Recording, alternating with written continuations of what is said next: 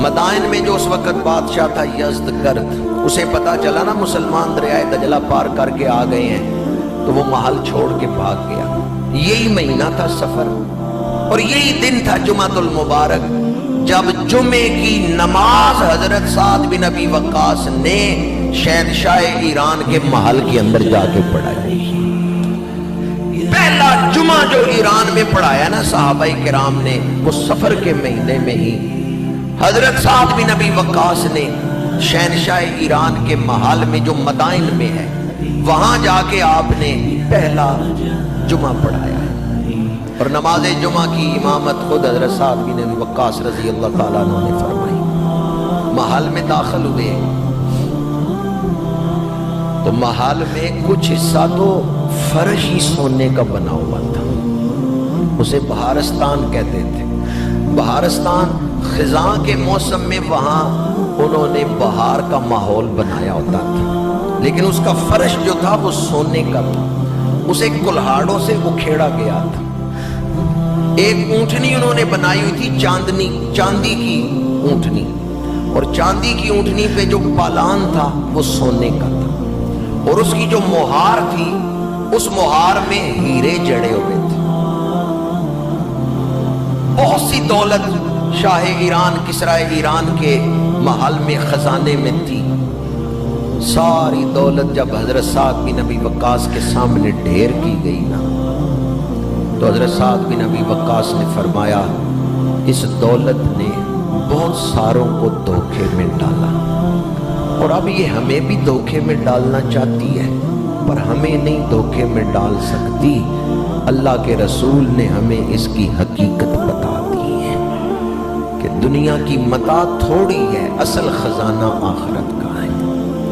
پھر آپ نے جو شرعی اصول تھا اس کے مطابق مال غنیمت تقسیم کیا، اور اس کا ایک جو بڑا حصہ تھا وہ آپ نے مدینہ منورہ بھیجا حضرت زیاد کے ہاتھوں۔ وہ جب پہنچے مدینہ منورہ تو شام کا وقت تھا، مال غنیمت لے کے مدینہ منورہ پہنچے، حضرت فاروق اعظم کو سارا واقعہ سنایا۔ رات آپ نے مال غنیمت پہ پہرا بٹھایا، صبح فجر کے بعد آپ نے مال غنیمت تقسیم کیا، تو آپ نے فرمایا کہ جو مال غنیمت آیا اس کی فہرست دکھاؤ۔ فہرست دکھائی گئی تو اس میں کنگنوں کا ذکر نہیں تھا، کنگن۔ تو حضرت فاروق اعظم نے فرمایا، میرے آقا نے تو پیشن گوئی کی تھی کہ کنگن بھی آئیں گے، کنگن بھی آئیں گے، اور فہرست میں تو کنگن نہیں ہے۔ مال کی تلاشی لی گئی، کنگن موجود تھے، بددیانتی نہیں ہوئی، مال سارا آیا ہے، کنگن موجود تھے، لیکن لکھنے میں لکھے نہیں گئے، ویسے موجود تھے۔ حضرت فاروق اعظم نے کنگن اٹھائے اور فرمایا، این سراقہ، سراقہ کہاں؟ جانتے ہیں سراقہ کون ہے؟ جن کو فاروق اعظم بلا رہے ہیں۔ جب میرے آقا کریم نے مکہ سے ہجرت فرمائی مدینہ منورہ، تو وہ بھی یہ سفر کا مہینہ، 26 سفر کو مشرکین مکہ نے میٹنگ کی تھی، 27 سفر کو 8 جوان ننگی تلواریں لے کے حضور کے دروازے پہ تھے۔ 27 سفر کی رات حضرت صدیق اکبر کی معیت میں حضور غار ثور میں تشریف لائے، 3 دن وہاں رہے، اور یکم ربیع الاول سوموار کے دن حضور غار ثور سے مدینہ منورہ کی طرف تشریف لے گئے۔ ابو جہل نے اعلان کیا تھا، معاذ اللہ جو حضور کو گرفتار کر کے لائے 100 سرخ اونٹوں کا انعام ملے گا۔ سراقہ بن مالک بن جاشم وہ تلاش میں نکلے۔ یہ غار ثور سے اگلے سفر میں ایک مقام پہ سراقہ حضور کے قریب پہنچ گئے۔ حضرت سیدنا صدیق اکبر نے اپنے پیچھے سواری کی آواز سنی، مڑ کے دیکھا، عرض کیا، یا رسول اللہ صلی اللہ علیہ وسلم، سراقہ آ گیا ہے۔ اور سراقہ آواز کیا دے رہا ہے کہ اب تم بچ کے نہیں جا سکتے۔ سراقہ ایک شمشیر زن، ایک بہادر شخص تھا۔ میرے آقا کریم نے مڑ کے دیکھا اور فرمایا، یا ارض خذی ہے، اے زمین سراقہ کو پکڑ لے۔ سواری دھنس گئی ہے زمین میں۔ سراقہ نے معافی مانگی، مجھے معاف کر دے۔ میرے آقا کریم نے فرمایا، یا ارض اترکی ہے، اے زمین سراقہ کو چھوڑ دے۔ سواری نکل آئی، सुराका वापस पलटे, ख्याल आया नफ्स है ना, शैतान ने ख्याल डाला जादू था, दोबारा हमला करो, शायद अब कामयाब हो जाओ, 100 ऊंट बहुत बड़ा इनाम है। सुराका ने दोबारा हमला किया, मेरे आका करीम ने दोबारा हुक्म दिया, ए जमीन सुराका को पकड़ ले। जमीन ने पकड़ लिया, सुराका ने माफी मांगी, मेरे आका करीम ने फिर माफ कर दिया। करीम है। हम खता पे खता कर रहे हैं, वो अता पे अता।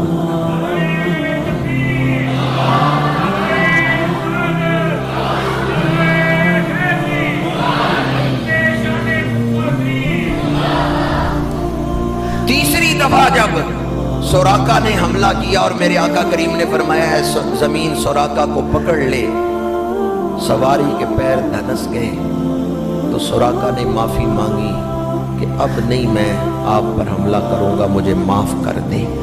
मेरे आका करीम ने फरमाया सुराका मेरी शान देख के भी फिर तू क्यों दोबारा हमलावर हुआ?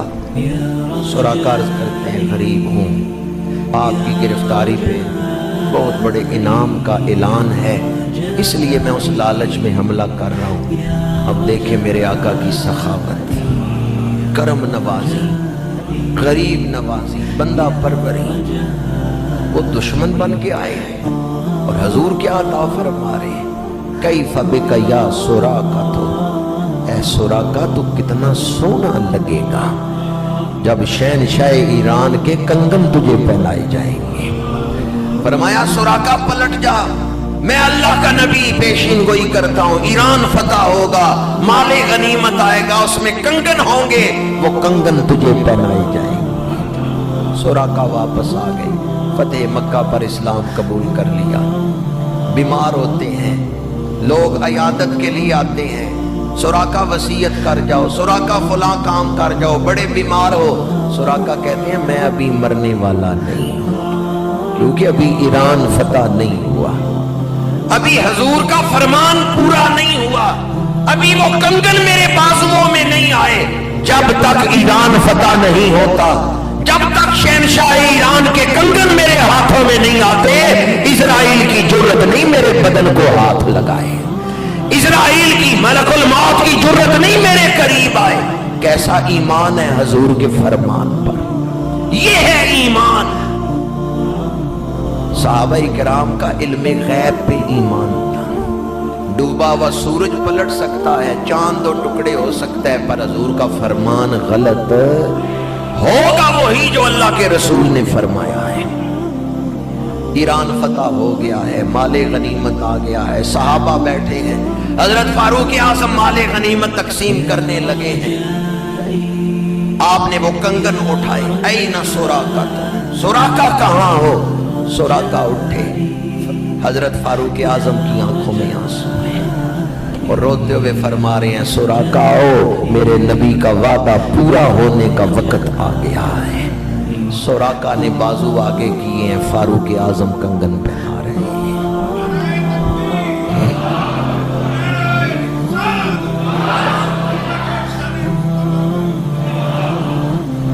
मंगता तो है मंगता कोई शाहों में बता दो, जिसको मेरी सरकार से टुकड़ा न मिला हो।